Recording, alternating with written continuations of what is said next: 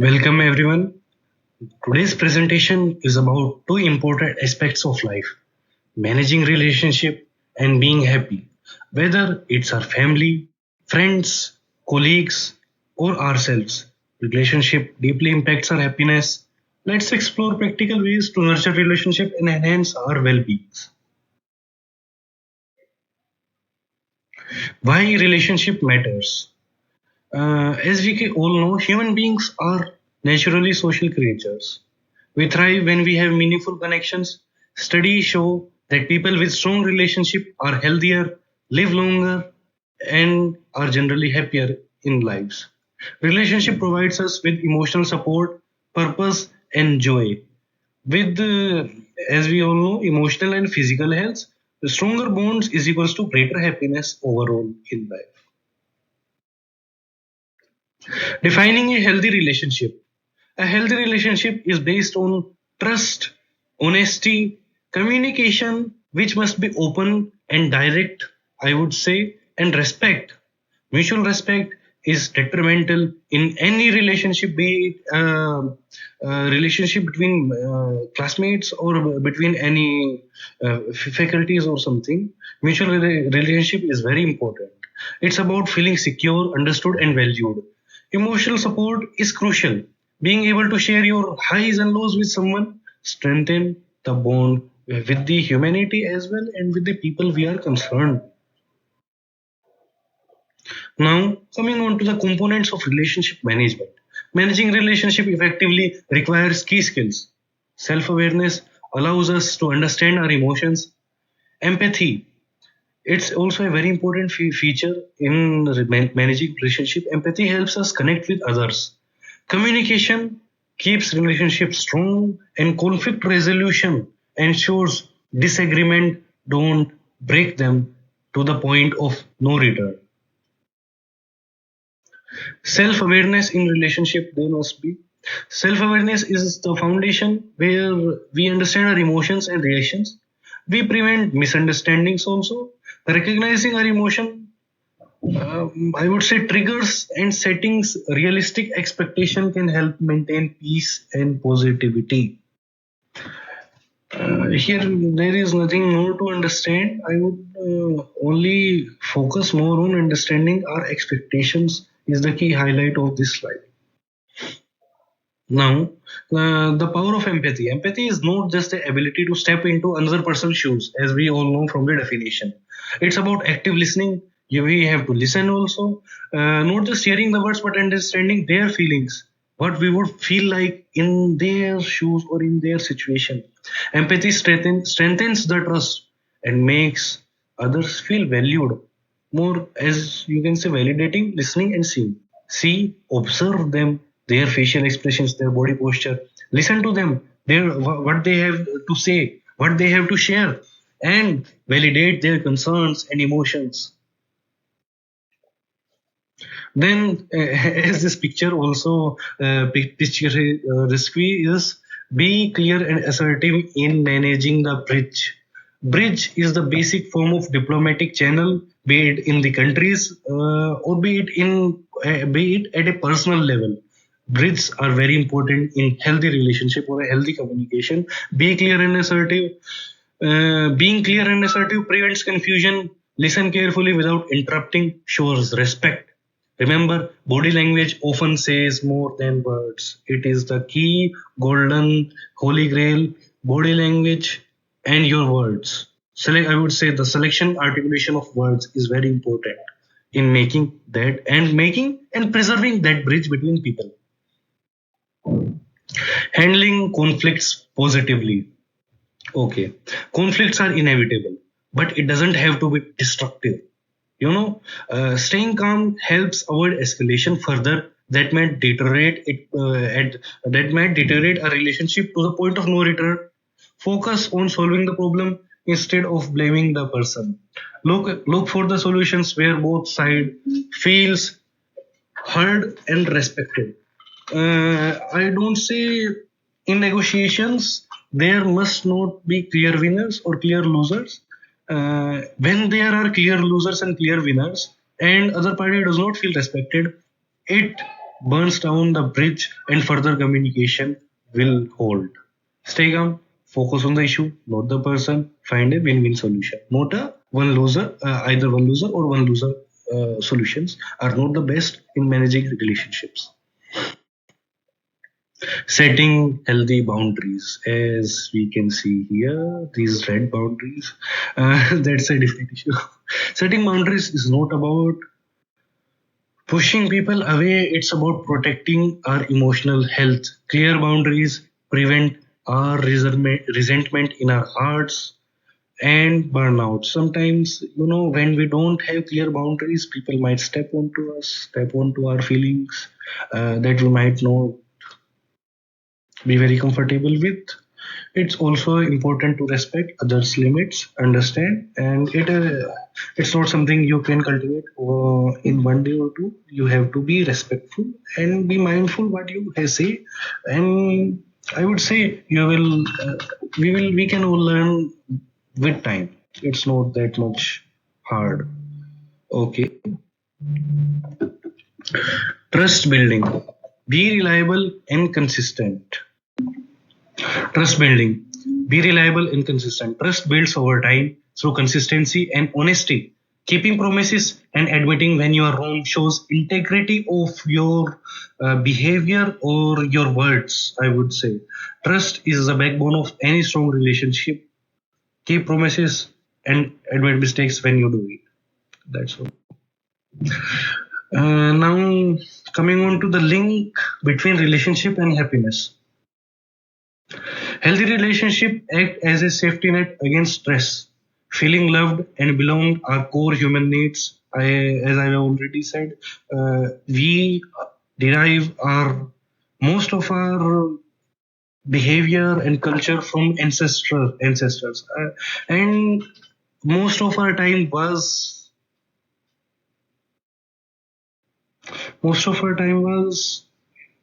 like in tribal areas. No, we used to live in tribal areas, and the link between relationship and happiness and these core concepts of society and ideas were already formed there. uh, Healthy relationship act as a safety net against stress. Feeling loved and belonged are core human needs, as we have already said. Moreover, sharing experiences, both good and bad, enhances life's joy. But you might also want to trust on the next person. If you can share safely, also, it's very important. Communication, common relationship challenges. Okay, every relationship faces challenges, miscommunication. We might set unrealistic expectation from others, or drifting apart emotionally are common problems. Recognizing them early can prevent long-term damages to our relationship. Okay, now importance of forgiveness. Forgiveness isn't about forgetting or approving hurtful actions. It's about releasing resentment for your own pace. Holding grudges affect your happiness more than others person. Forgive them, give them time to heal, or give yourself time to heal. But not forget everything. We must all learn from our mistakes in our past. We must not forget, but forgive them. Gratitude in relationship. In my personal life also, gratitude, I hold gratitude as the most valued thing.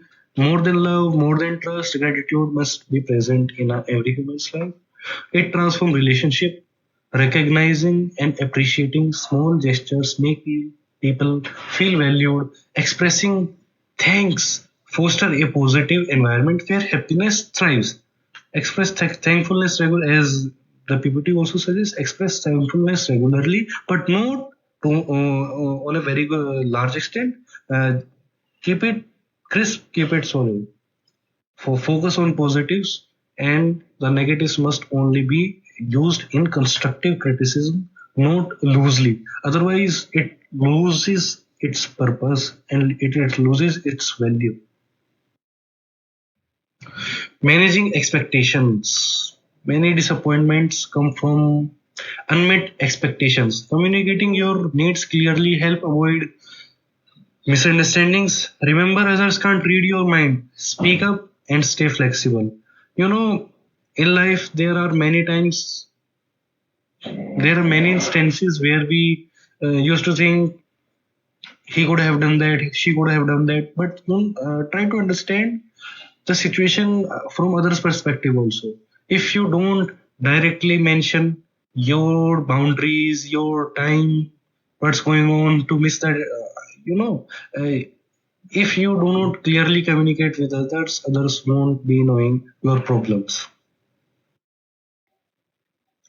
Being present in a relationship. Okay. Presence is a gift in relationship. Putting away your phones and distractions and truly listening shows respect and love to the other person also. Being present strengthens emotional intimacy. Okay. How does it? Okay, let us touch upon the issue as well. Intimacy must not be only physical. Emotional intimacy is also a very integral part of a relationship. Otherwise, I have seen many relationships from my personal experience that fell apart just not because of a, say, lack of physical intimacy, but emotional intimacy.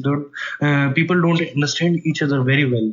When they miscommunicate, they burn the bridges or do not use constructive criticism. These are the factors that we have discussed in our slides that articulates here being present in a relationship and being strengthened emotional intimacy to the core of human concept. Our distractions move, and we might do good in the long run. Managing emotions effectively. Okay, emotional intelligence is key. Staying calm during heated moments and expressing our feelings without aggregate. Okay, try to understand this. We don't have to be aggressive in every situation. Aggressiveness creates a hostile environment and open dialogue is inhibited. So try to manage your emotions and stay calm. Stay calm under pressure, express his emotions appropriately. Patience must be practiced and it only can be honed with time. It can't be honed in a day or two. Building emotional intimacy. Okay. Like we have talked about physical intimacy and we have discussed, I would say we have touched upon the emotional intimacy also. Again, emotional intimacy is built by sharing your real self, your fears, hopes, and dreams. Don't extend yourselves. Uh, it might be pressurizing on the next person if you express everything from in the inception of relationship. If you express everything, your backstories and all, they might feel burdened. They might feel burdened. As we have, I can share the playlist also. Uh, it was a very helpful playlist, I would say, on YouTube about managing relationships. So I would give the credits and links also. In that presentation, it was very well discussed about how you must not overshare your feelings and keep it right. Just keep it just right, and that would go a long way in building emotional intimacy. Sharing vulnerabilities also show them you trust them over the contemporary situation. So that builds trust and confidence, I would say. And two people in relationship or any people, anyone who needs any advice, offer support during hard times, strengthen the bond, make relationship resilient. Role of humor and fun. Okay, this is a very good part. I would say don't. On the contrary, don't be a butt of jokes. Butt of every joke, I would say. Uh, uh, Please forgive me for my colloquial language, but don't keep yourself safe, uh, out of harm. But don't be too strict on the other side of it. It's a spectrum. Don't be on the one side or the other side. Just be humorous by yourself, and if you happens to make humor on or a joke about on someone else, Be patient, or try. You must learn to take humors on yourself also. Laugh together. See this. Laugh together. There is. Again, I would say. I would not presume humor with bullying also. Make a clear line of distinction. When you make joke of someone and other one is laughing also, other one is also enjoying your company or your mutual humor, they together. This word is very key here. This is very clear. This is the very thin boundary between humor, jokes, and bullying. If other person is also enjoying, it's better for the relationship. But if other person is degrading, it's degrading for their mental health, then stop it. It's bullying. Lighten the tense moments and create joyful memories. Everything comes in between. Everything comes in between. Investing time in relationship. Investing time in relationship is very important. Prioritize your relationship. Relationship require times and effort. Even small moments of quality interaction can make huge difference. Make sure people in your life know they matter to you. All this is quality time is always greater. Practice acceptance. No one is perfect. To err is human. It's a very old proverb. To err is human. And no one is perfect. Accepting people as they are, flaws and all, creates a supportive atmosphere and let them change step by step, little by little. Don't pressurize them. Love grows in spaces where people feel free to be their authentic selves. Don't change yourself for others just for the sake of being and sticking with them. Don't try to change others for you also. It goes bilaterally on the both in both ways. Okay, encouraging growth together. Encourage each other's growth, strengthen bonds, whether it's celebrating small wins or standing together through challenges, bad times. Don't be a good weather friend. Growing together deepens the respect and connection between you and other people. Knowing when to walk away. Okay. Sometimes we all get stuck in quicksand of toxic relationships. Not every relationship is meant to last. Sometimes ending a toxic relationship is necessary for your happiness and well-being. Walk away with respect, maintain your dignity as well as theirs. As well as theirs. You know, mutual respect must always be upheld. This I don't say this would prove this would be very eventful, but it would be certainly very helpful. You know, people are not like switches, on and off, on and off. Your behavior won't change in a time or in a relationship. So keep yourself constant, not much aggression, not much calm. Walk away with mutual respect. It would go a very long way. Self love and core happiness. Okay. Now, up till now, we have talked about how we should treat others, but how should we treat ourselves? Self love is not selfishness. Try to distinct. There is a clear distinction, but a very thin hairline difference. Self love is not selfish, it's necessary. You cannot nurture others if you are running away from your own problems. If you don't have anything, any goals in your heart, it's like having a bullet with no cartridge. Simple. A bullet without its casing, it's useless. So, like if you are empty from inside, you are also useless. Valuing yourself set a tone for how others must treat you. Know your worth, practice self care. Meditate, I would say, meditate and ponder upon your actions, ponder upon your interactions with others. This would strengthen a lot and be useful in a long term. Relationship with own self. Okay, like we were already talking about. See this lady loving herself in the mirror. Don't be a narcissist.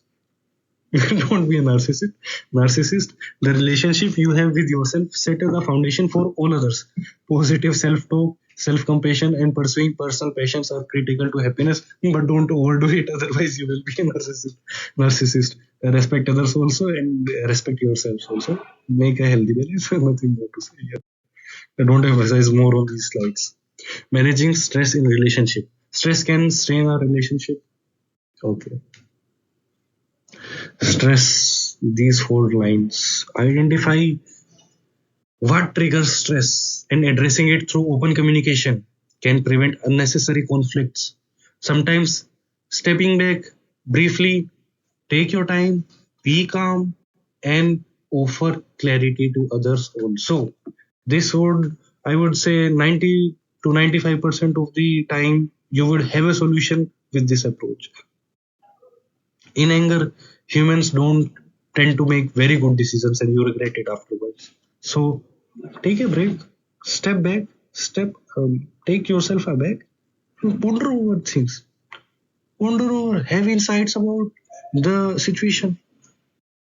If other person or a group of people also you might be different, have different ideologies from you. Ponder and present a solid factual approach so that can't deny it. If they still deny it, then it's apple for bees.